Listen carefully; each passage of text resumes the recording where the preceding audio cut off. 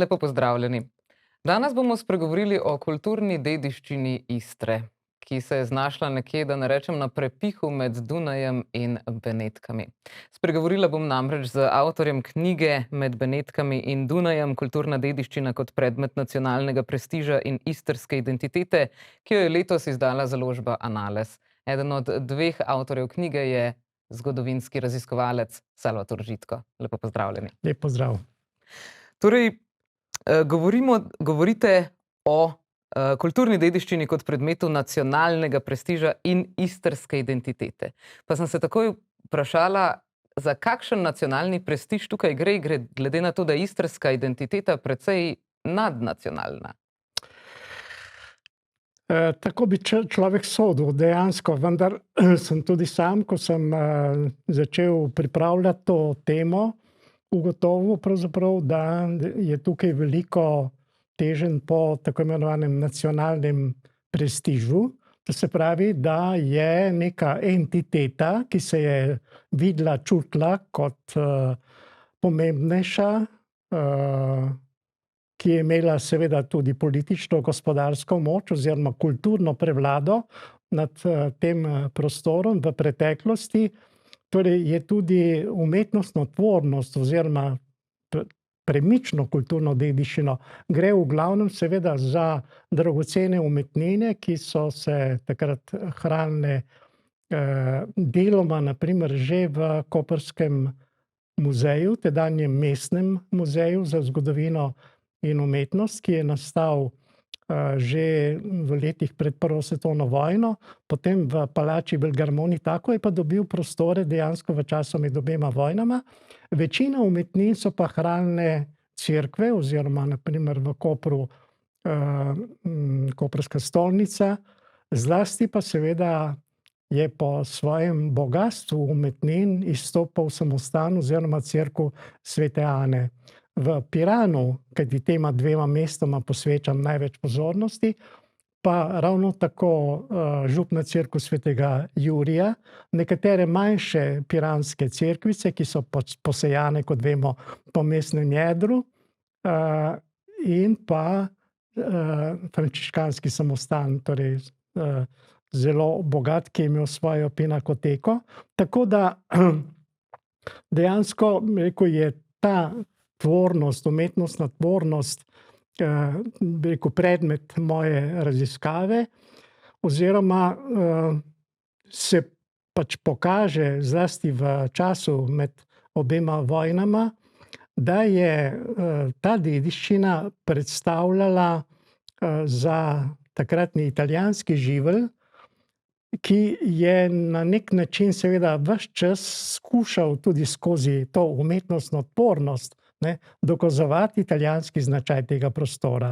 Nenehno srečamo pravzaprav ta termin italianità dell'Istria. Se pravi, torej tukaj naj ne bi bilo pravzaprav vprašanje, torej kakšna je identiteta tega prostora, zlasti kulturna identiteta tega prostora, ki ga seveda povezujemo z zelo dolgim obdobjem Beneške republike, ki je, kot vemo, ta prostor postopoma zasedala že v srednjem veku in ostala pravzaprav neka dominantna sila, torej gospodarska, politična, kulturna, tja do konca 18. stoletja.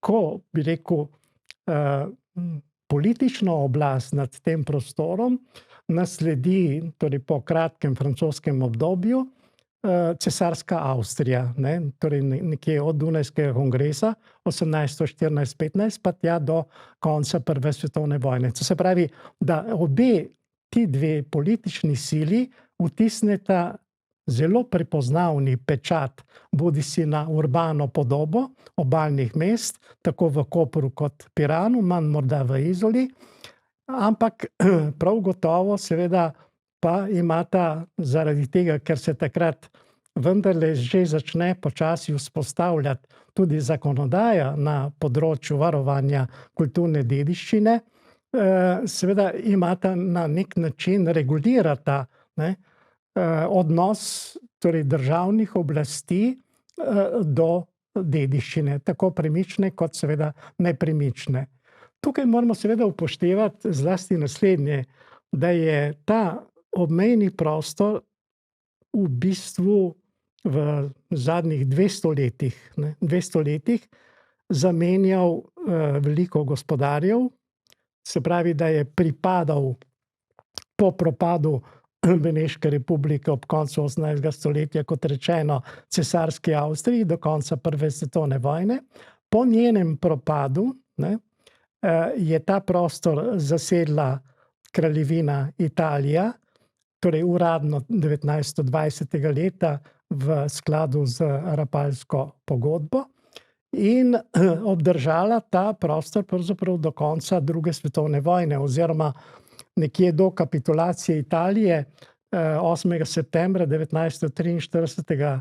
leta, s tem, da bi rekel, do konca vojne, potem formalno je ta prostor v času vojne zasedla tedanja nacistična Nemčija, 1945. leta seveda pa že ukorakajo jugoslovanske oziroma partizanske sile, se pravi, da to območje potem pride, torej to je neka, bi rekel, res radikalna sprememba, ki je potegnila za sabo tudi velike demografske spremembe, se pravi, tako imenovani eksodus istrskega, zlasti italijanskega prebivalstva, se pravi, da se ne samo spreminjajo upravne politične meje, ampak tudi demografska, se pravi etnična podoba.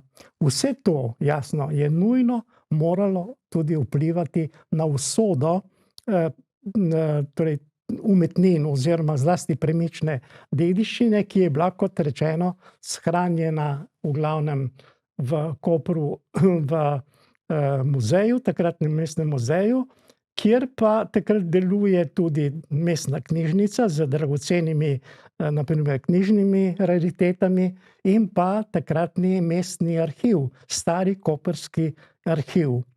Ali v Izoli ravno zaradi umanjkanja tovrstnih institucij ni bilo to tako prisotno? Torej, morda po eni strani v bistvu na nek način seveda čudi, da je torej Italija, ki je bila zelo ponosna na svojo dediščino oziroma ki je torej ravno skozi to dediščino na nek način skušala pokazati oziroma dati nek pečat italijanskega značaja, se pravi romanskega, potem beneškega, italijanskega na koncu, torej da vendarle torej v času med obema vojnama ni polagala večje pozornosti, da je na primer v eni sami palači tako rekoč zbrana vsa ta dragocena dediščina. Po drugi strani seveda pa tisto temeljno vprašanje, s katerim se ukvarjam, ki ga odpiram v tej svoji publikaciji, pa je vprašanje odnosa do premične dediščine oziroma vprašanje, zakaj se je Italija leta 1940. Odločila ko je vstopila v Drugo svetovno vojno, zakaj se je odločila za masovno evakuacijo umetnin. Najprej umetnin, torej to je bilo junija, tik preden je Italija na strani nacistične Nemčije vstopila v Drugo svetovno vojno, leta 1944 se je pa potem odločila še za evakuacijo nekaterih, kot rečeno, dragocenejših knjižnih zbirk in pa starega koprskega arhiva. Torej, v bistvu seveda je formalno gledano vse to v sklopu z tedanjo italijansko zakonodajo. Se pravi, da je že v času med obema vojnama Italija sprejemala na državnem, najvišjem, torej državnem nivoju, je sprejemala zakonodajo zaščitno, ki je predvidela, kakšno bo ravnanje oziroma kakšne ukrepe morajo izvajati tako imenovana nadzorništva, ki so bila pristojna, torej to so tako imenovane soprintendence, in nad Istro, nad tem našim obmejnim območjem, je imela pristojnosti tržaška soprintendenca. Torej, kakšne ukrepe bo država izvajala preko torej teh nadzorništev, oziroma je pač tu vendarle v tem obmejnem pasu, na tem obmejnem območju v bistvu čutiti neko torej nenehno dilemo. Dilemo, o kateri je razmišljal tedanji pristojni minister za nacionalno vzgojo, torej to je tako imenovani Ministero per l'Educazione Nazionale, Giuseppe Bottai. Giuseppe Bottai je bil eden od vidnejših fašističnih funkcionarjev. Zanimivo, da je Italija takrat pristojnosti nad tem področjem, nad področjem evakuacije, zaščite umetnin in tako naprej, podredila temu ministrstvu. Se pravi, da Italija takrat očitno ni imela še nekega samostojnega ministrstva za kulturno dediščino ali nekaj podobnega, ne. Se pravi, da on v svojih dekretih ali pa v nekaterih člankih, ki so objavljeni v posameznih revijah, stoji pred temeljno dilemo. To je nedvomno zanimivo, meni pravzaprav tudi služi kot izhodišče, ne. Se pravi, če se Italija, torej kot država, ne, zaradi negotovih razmer, ne, ki seveda vedno sledijo, ko neka država stopi v vojno in se je Italija zavedala, da je to obmejno območje, ki je jasno že v času med obema vojnama, torej se je tukaj dogajalo marsikaj, oziroma tukaj se Italija zaveda, ne, da je to večetnično ozemlje in da tukaj vladajo zelo hudi antagonizmi med slovanskim življem, se pravi med slovenskim in hrvaškim globje v Istri, ne, in seveda med oblastmi, oziroma tudi med italijanskim prebivalstvom.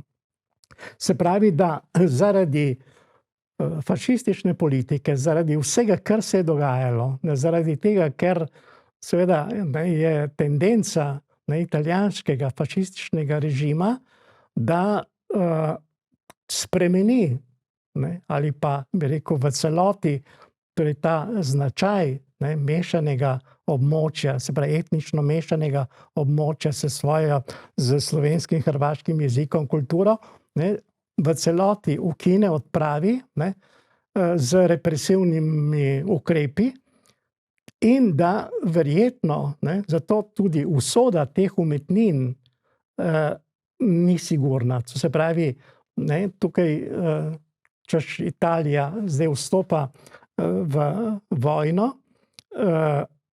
ampak torej, če se seveda, to so razmišljanja ministra Giuseppea Bottaia, pravi tako, če se odločimo za evakuacijo, ne, lahko to negativno vpliva tudi na populacijo, zlasti na mestno prebivalstvo.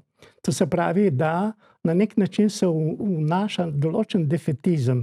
To se pravi, da država ni sigurna, da bo obdržala ta teritorij po vojni, kakorkoli se bo pač ta končala, ne. In torej po drugi strani pa se seveda zavedajo, oziroma uradna interpretacija, torej umetnine, ker je pač v skladu z dekreti so morale vse ustanove, ki so hranile to gradivo, zlasti Koprski muzej, predvideti točno in točno število embalaže, zabojev in tako naprej, v katere je bilo treba pač shraniti in primerno zaščititi. In seveda, ne, tudi, rekel je, transport je bil dogovorjen, organiziran, ne, neka pač prevozno podjetje, ne, je potem dobilo pooblastila, da s kamioni odvaža to gradivo v zbirni center. Zbirni center, ki je bil predviden v okviru celotne tako imenovane Julijske krajine, torej to je to, bi rekel, priključeno ozemlje po Rapalski pogodbi, to je nekdanje avstrijsko Primorje, ne. Se pravi, da se je Vila Manin, to je en velik kompleks, ki izhaja še iz beneškega obdobja in naj bi bila zadnja rezidenca, torej zadnjega beneškega doža. Torej v Manina. Benetkah ali kje Prosim? stoji ta vila v Ta še Benetkah? vedno obstaja, seveda v celoti. Kje pa? Torej pri Pasarjanu, blizu Pasarjana, dovolj velika, dovolj prostorna, čeprav so bili nekateri pomisleki, so rekli, dobro, dovolj je prostorna, da gre skoraj 500 zabojev so tja deponirali, ne.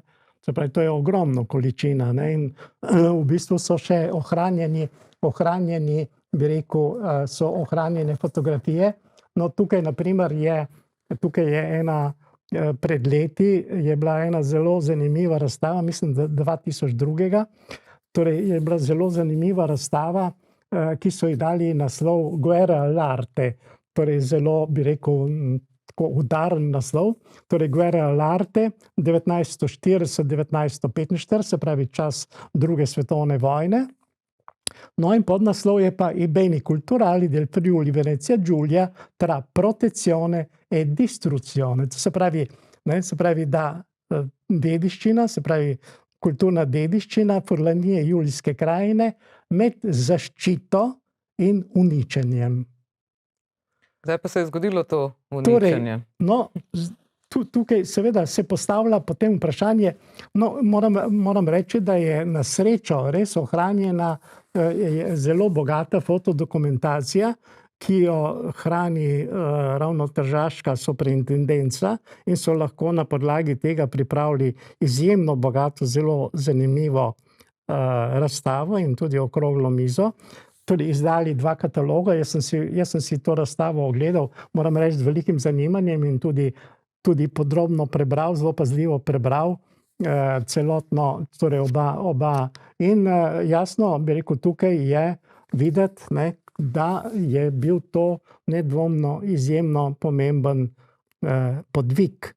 Torej za tem podvigom oziroma tisti, ki je bil pristojen pravzaprav za čuvanje, hranjenje te dediščine v vili Manin, je bil takratni ravnatelj videmskih muzejev, Carlos Someda de Marco, torej načelnik oziroma superintendente, tako imenovani, je bil Fausto Franco. Nedvomno, bi rekel, ljudje, ki so bili kompetentni, ne prav gotovo, torej po stroki tudi umetnostni zgodovinarji, sposobni organizatorji in na nek način moram reči, da je bil ta prenos, torej ta evakuacija, ta transport zelo dobro, uspešno izveden. In torej, da so te umetnine bolj ali manj nepoškodovane potem dočakale konec vojne. Se pravi, da vsa ta leta nedvomno so bile te umetnine na varnem, lahko rečemo, ne, so bile na Pa so se varnem. vse tudi vrnile? Seveda je pa tukaj potem drugo vprašanje, namreč k sreči je Carlos Someda de Marco od samega začetka pa do konca pisal dnevnik.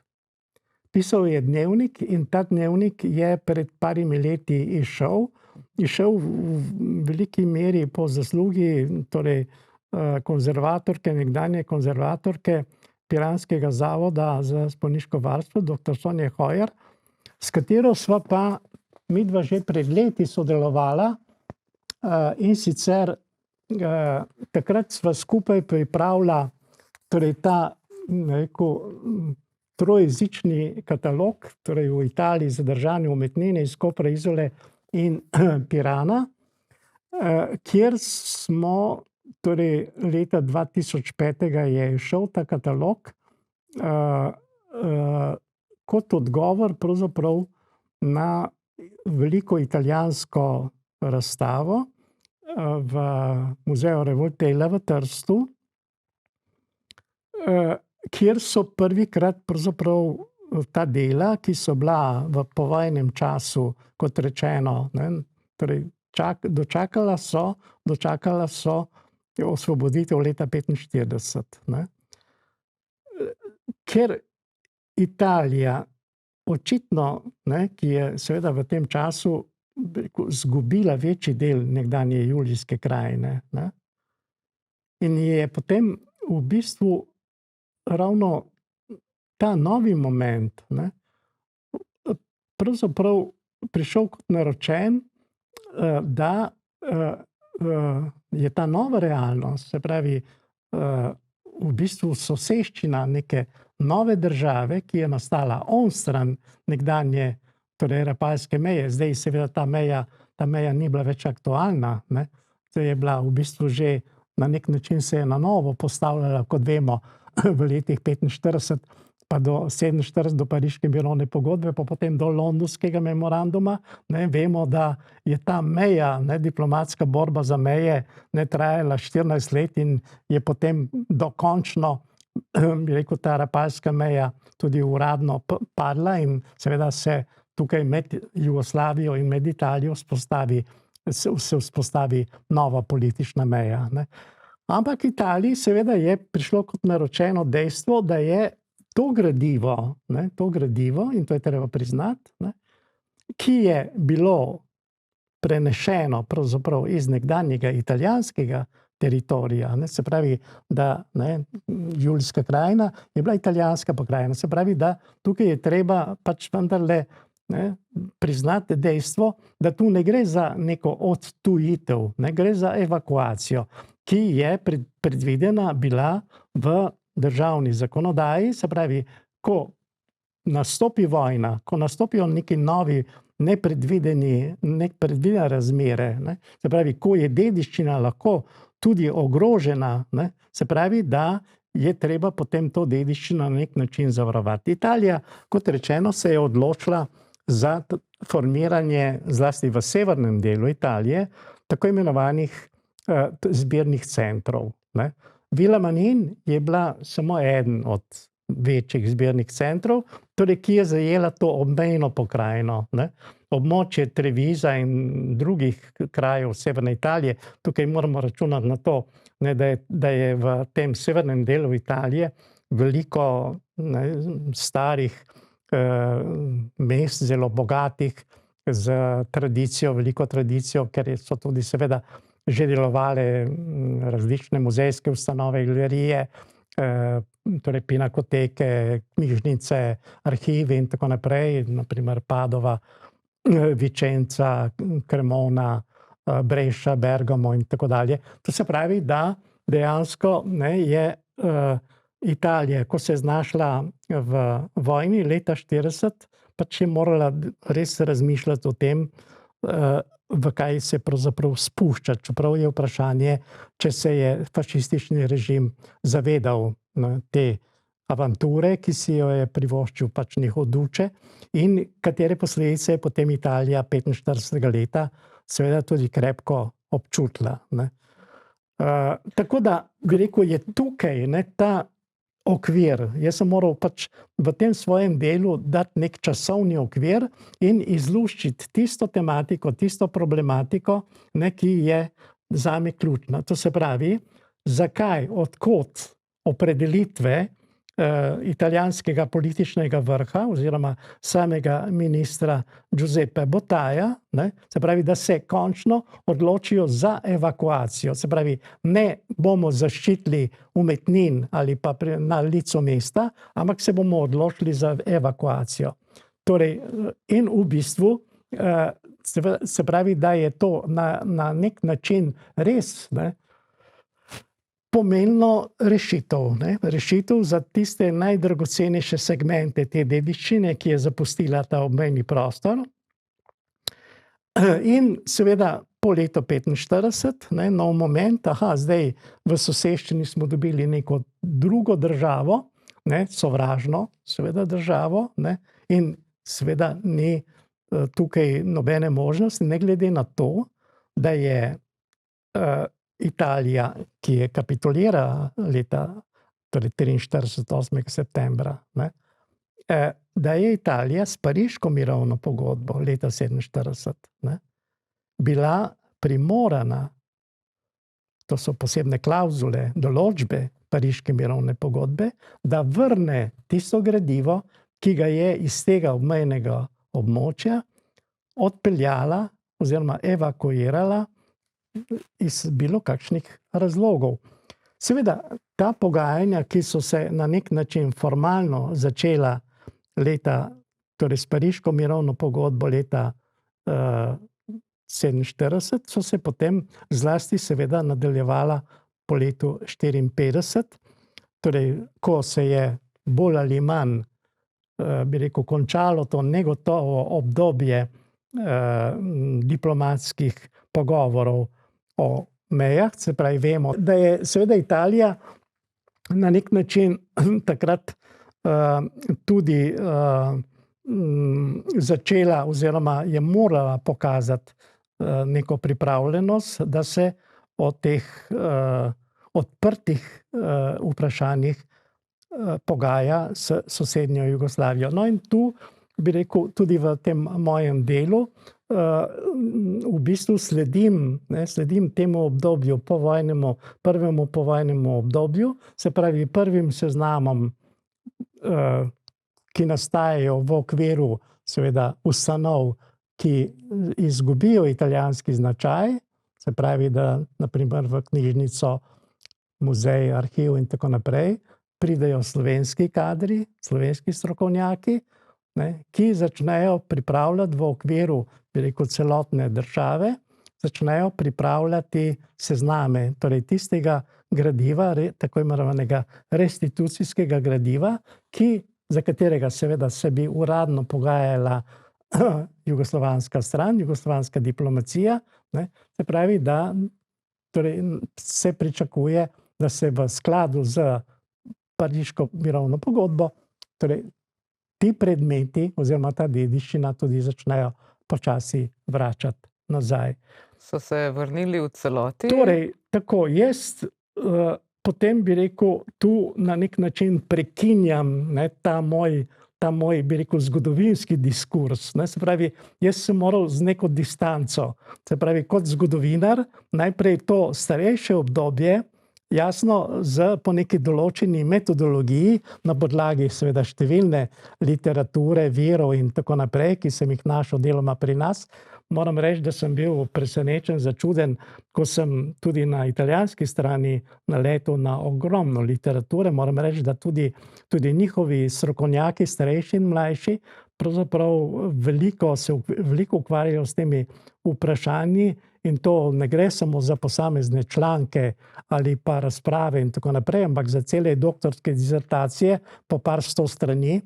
Tako da sem moram reči, kar precej časa porabil, da sem se nekako prebil skozi njihove tekste, ampak moram reči, da so nekako v razponu od nekaterih nedvomno objektivnih, tudi samokritičnih, do bi rekel, lastne sredine, pa seveda do pristranskih ali seveda celo revanšističnih. To se pravi, ta razpon nedvomno se čuti, ampak koncu koncev meni je bilo dragoceno, da sem spoznal njihovo gledanje in jasno moral pa tudi, bi rekel, prebrati vsa ta naša strokovna dela, kjer se tudi naši strokovnjaki ukvarjajo z to problematiko, na primer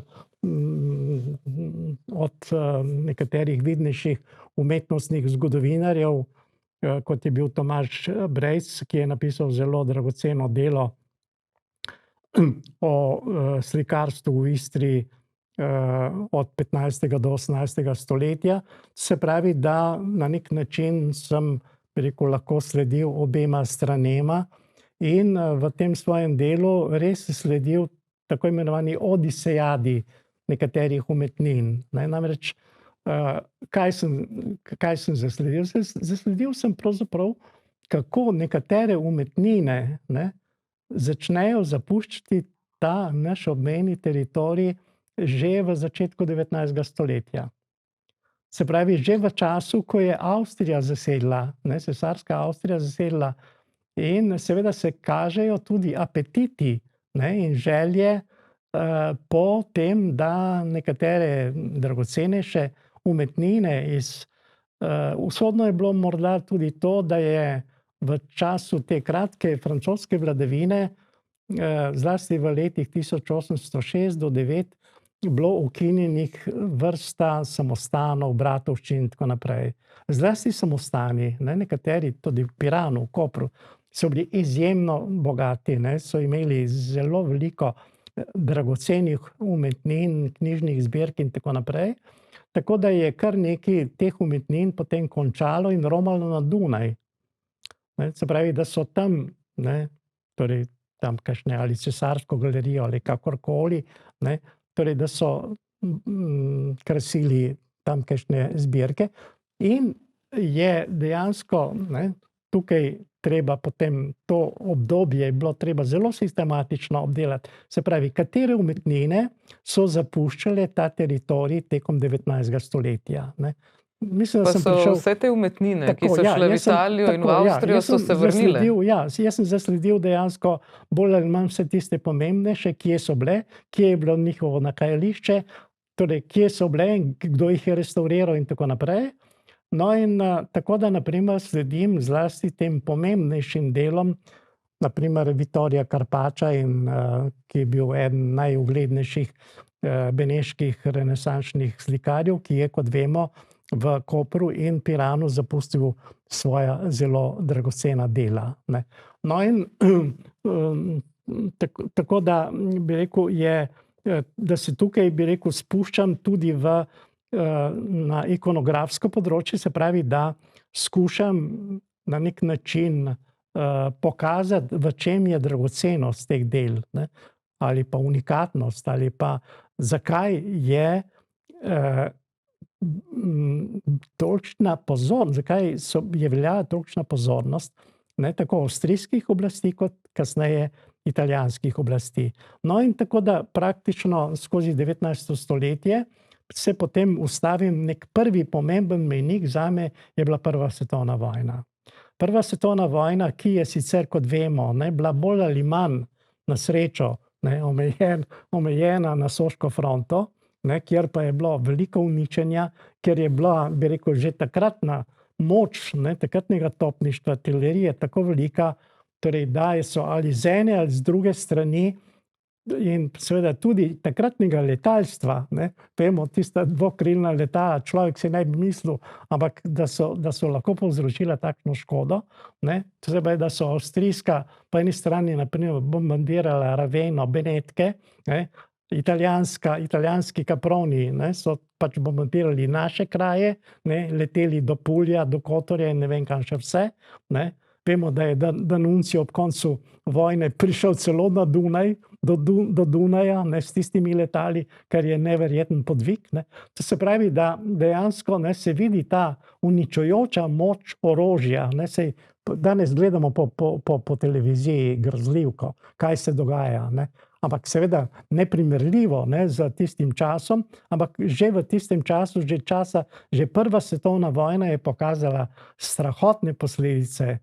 Torej, če na primer se znajdejo nekatere dragocene umetnine ali mesta ali sakralni objekti, na primer vemo, v Prvi svetovni vojni je bil zelo znan primer ta čudovita katedrala v Remsu, ki so jo ki jo nemško artilerija uničila in tako naprej.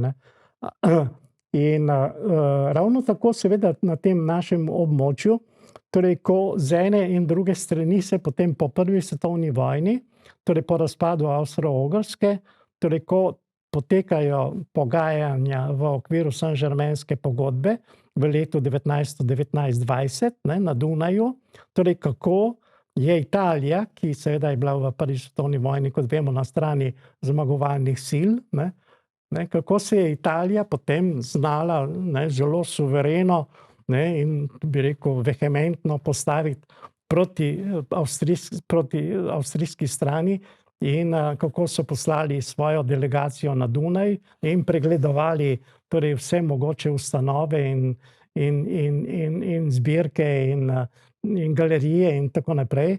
In dejansko, bi rekel, iz Avstrije tako rekoč iztrgali dobesedno ogromno tistega gradiva, ki si ga je Avstrija seveda v času v 19. stoletju, kot vemo, ne, je Avstrija vladala tja nekje do Piemonta, oziroma ne, da je imela pač tukaj svojo oblast do 1866, je postopno izgubljala Lombardijo, Veneto in tako naprej. Ne, in je potem ob koncu vojne praktično ne, imela tukaj samo še avstrijsko Primorje. Ne. Ampak bi rekel, dejansko je Italiji uspelo, ne, da je v času torej teh pogajanj v okviru Saint-Germainske pogodbe večino teh umetnin dobila nazaj in veliko umetnin iz Istre je dejansko potem prišlo nazaj ali v Trst ali pa v Istro. Takrat so veliko teh umetnin že namestili v takratni koprski mestni muzej. To se pravi, da je veliko teh dragocenih umetnin ne, v koprskem muzeju dejansko ne, odšlo v Avstrijo v 19. stoletju, se je potem vrnilo nazaj in dočakalo, kot rečeno, leto 40, se pravi neko ponovno evakuacijo. Ne. To se pravi, da je prva svetovna vojna na nek način, ne, to skušam v svoji publikaciji tudi pokazati, dokazati, ne, kaj vojna pomeni za eno in drugo stran, za eno in drugo stroko. Medsebojne obtožbe, očitki, češ vi ste bili barbari, vi ste nam uničili, vi ste bili, ne, to se pravi, to avstrijsko-italijansko sovraštvo, ne, je dejansko doseglo nek višek, ne, nek višek in torej tukaj mi je potem, bi rekel, res odlično služilo tudi neko pismo, ki ga je eden od uglednih avstrijskih strokovnjakov, umetnostnih zgodovinarjev, ki je bil tudi profesor na Dunajski univerzi, torej umetnostni zgodovinar Max Dvoržak, je napisal prav veliko posebno pismo, ki ga je namenil italijanskim strokovnjakom, kjer jim je očital celo vrsto stvari. Ne. Seveda po svoje razumljivo, ne, po svoje razumljivo, torej, kot pravijo, gorje premaganim, ne, se pravi, ve victis, torej znani ne, latinski pregovor. In dejansko to drži, ne, gorje premaganim. Tisti, ki je premagan, mora požreti marsikatero, ne, bi rekel, stvar. In tudi Avstrija je morala požreti marsikaj. In bi rekel, tako da je dejansko tukaj Italija, potem ko ne, v času med obema vojnama vzpostavi svojo zakonodajo, ne, svoje inštitucije, svojo mrežo ustanov, ne, pravi v teh 20 letih, ne, se pravi od konca prve svetovne vojne do začetka druge, ne, pravi, da je na nek način izgrajevala ne, to svojo rekel, infrastrukturo kulturnih ustanov, ne, se pravi, da je imela Italija, če gledamo, ne, kje teče Rapalska meja, se pravi, da praktično je 1/3 tega našega nacionalnega teritorija ne, dejansko pod Italijo in zlasti seveda tukaj celotno tržaško ozemlje Istra in pa nekaj otokov in Zadar. Ne. Se pravi, to je italijanski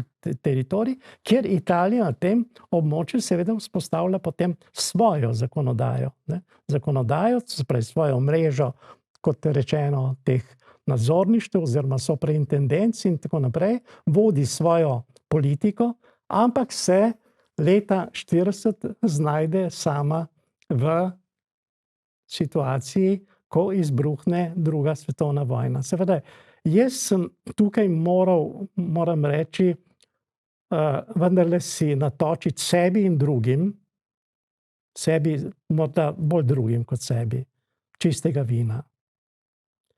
Namreč, kje so bili resnični in pravi razlogi za evakuacijo? Formalno, kot rečeno, ne, formalno je pač državna zakonodaja določala, ne, v primeru, ko izbruhne vojna, ampak vojna nikoli ne izbruhne sama po sebi. Ne. Vojna ni padla, druga svetovna vojna ni padla z neba. Se pravi, da v bistvu je tukaj Italija tista, ki se je zavestno odločila, da na strani nacistične Nemčije, ne, kar je očitno velika zadrega vedno Italijanom priznati, ne, da je na strani nacistične Nemčije stopila v drugo svetovno vojno. Ampak kljub temu, da je bila Italija, kot rečeno, agresor, se pravi, da ona vedno postavlja, in to se vidi tudi v dnevniku Carla Somede de Marco, ne, da ko pravi, joj, ne, zdaj smo vstopili v vojno, kaj se bo zdaj zgodilo? Ne? Naša tako lepa, velika Italija, ne, je zdaj izpostavljena nevarnosti. Ja, pa kdo je pravzaprav bil tisti, ki je to državo spravil v nevarnost, ki je spravil v negotovost? Ne? Se pravi, da je tukaj zavestna politika fašizma, ne? Tista, ki pač, ne, v nekem svojem, torej v svoji evforiji, ne, torej po apetitih, ne, po balkanskih ozemljih, ne, kot vemo, Italija leta potem 1941 sodeluje skupaj z Nemčijo in Madžarsko pri delitvi Jugoslavije ob njenem razpadu. Ne. To se pravi, da je na nek način nastane paradoks. Se pravi, da država, ki je agresor, se vseeno čuti toliko negotovo, da se odloči za evakuacijo umetnin, ne, z tega obmejnega teritorija, torej s tem, da sem celo zasledil v dokaj resni literaturi na torej nekatere citate, ne, nekatere navedbe, sicer ni citirane nobene literature, ampak na primer celo na neko misel enega od avtorjev v nekem, bi rekel, dosti resnem zborniku, ne, naletim na navedbo, da je pravzaprav leta 40, ko je Italija stopila pravzaprav v vojno na strani nacistične Nemčije, zaradi tega, ker je starojugoslovanska vojska osvojila Istro, kar je totalen nonsens. To je skregano z vsako logiko. Tukaj vsak zgodovinar, pa ne rabi imeti, ne vem, doktorata, ve, da temu ni bilo tako, ve, kje je bila, ne, Rapalska meja, ne, in da starojugoslovanska vojska nikakor, ne, ki je bila itak, vemo, da v 14 dneh je bila v Rasulu, ne, leta 1941, nikakor ne bi mogla zasesti Istre. Tako da, rekel, tukaj me nekoliko kot zgodovinarja, kot strokovnjaka, so me nekatere navedbe, nekateri citati, nekatere misli, ne, tako kot so me nekatere, italijanski kolegi so dovolj kritični, so dovolj objektivni, ampak nekatere citati, nekatere misli so bile izpod kritike, oziroma dejansko si tega čisto preprosto neka resna zgodovinska stroka ne more privoščiti. Tako da bi rekel, tukaj je bila cela vrsta stvari, ki so me dobesedno prisilile v to, ne, da sem začel to delo pripravljati. Ne. Jasno, kot rečeno, pa jaz sem, bi rekel, kot zgodovinar, ne, bi rekel, opravil neko svoje delo v teh uvodnih tekstih, ampak potem seveda sem imel pa še poseben razlog, ker sem na nek način leta 77, torej od 75, 76, 77, dokončno sem prevzel vodenje Koprskega pokrajinskega muzeja. No, in seveda to je bilo ravno obdobje, ko so se začela intenzivna pogajanja z italijansko stranjo za vračanje teh umetnin. To se pravi, da praktično sem imel tukaj nek dodaten razlog, da so ta pogajanja pač potekala že v okviru pač nekdanje Jugoslavije in so me kot ravnatelja oziroma eksperta, tako imenovanega, vabili na sestanke, ki so v glavnem potekali v Ljubljani, bodisi v okviru Narodne galerije ali kakšne druge ustanove, kjer smo pripravljali strokovne tekste oziroma sezname restitucijskega gradiva. Kajti logično je, da torej, če smo se začeli pogajati z italijansko stranjo, smo nujno morali imeti točne sezname, torej dokumente, bi rekel, dokaze, kajti italijanska stran je to takoj pokazala, ne, da želijo videti, na podlagi česa mi pravzaprav zahtevamo umetnine nazaj, ne, kje so, če imamo na primer reverze, na srečo, res ne, so takratne oblasti izdale za vsako umetnino oziroma za, na primer iz muzeja, ne, je še vedno k sreči celotna dokumentacija ohranjena, ne, kjer so točno navedeni po seznamu, ne, te in te umetnine, teh in teh umetnikov, to se pravi tudi v kateri zaboj so šle ene, druge. No, in tako da dejansko smo lahko to italijanski strani pokazali.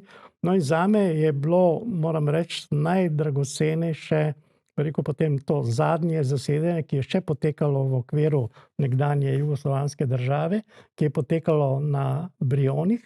Mislim, da je bilo to nekje enkrat ob koncu marca leta 87, kjer na nek način je že seveda v okviru tedanjih ozenskih sporazumov na podlagi torej pisma Minić-Rumor, obeh zunanjih ministrov, se pravi, da na nek način je to, bi rekel, brionsko zasedanje ali srečanje zaključilo torej vrsto predhodnih srečanj, ki so potekala deloma pri nas, deloma na naši strani, deloma v Rimu. Ampak, kot rečeno, brionsko srečanje se je potem končalo po mukotrpnih pogajanjih z sklepom, da se torej v jeseni istega leta srečajo ekspertne skupine najprej za arhive in katastrske knjige in šele potem za umetnine. Torej za Italijane, očitno z italijansko stran je bilo ugodneje ali lažje, da se je pogajala za vračanje arhivskega gradiva. Dosti težje smo videli, pač jim je nekako so sprejeli torej dejstvo, da bi morali vračati umetnine. No, in to je, bi rekel, na nek način tisti zadnji, najpomembnejši motiv. Jaz sem potem skušal pa, glede na to, da sem imel v teh letih kar precej stikov tudi z nekaterimi italijanskimi kolegi, eksperti, nedvomno mi je bilo na primer pomembno, da sem se dobro poznal z Francescom Semijem, ki je bil klasičen filolog, ampak drugače rojen Koprčan, je pa seveda potem zapustil Koper, tako kot mnogi Italijani, in živel v Benetkah v tistem času, ampak smo ohranjali stike. On je bil eden, bi rekel, tistih ali redkih italijanskih strokovnjakov, ki se je zavedal pač tega vprašanja, delikatnosti tega vprašanja, oziroma je ves čas vztrajal na tem, da se to gradivo vrne nazaj po principu provenience. To se pravi, da dejansko na teh, to se je videlo na brionskem zasedanju, da smo uveljavili tako imenovani princip provenience. To se pravi, izvor umetnin, to pravi, odkot, kje so te umetnine ali pa ta dediščina, torej od kje so izvirale, kje so nastale pravzaprav. In ker je to gradivo nastalo na naših tleh, smo pač uveljavljali princip provenience, pravi vrniti na kraj svojega izvora.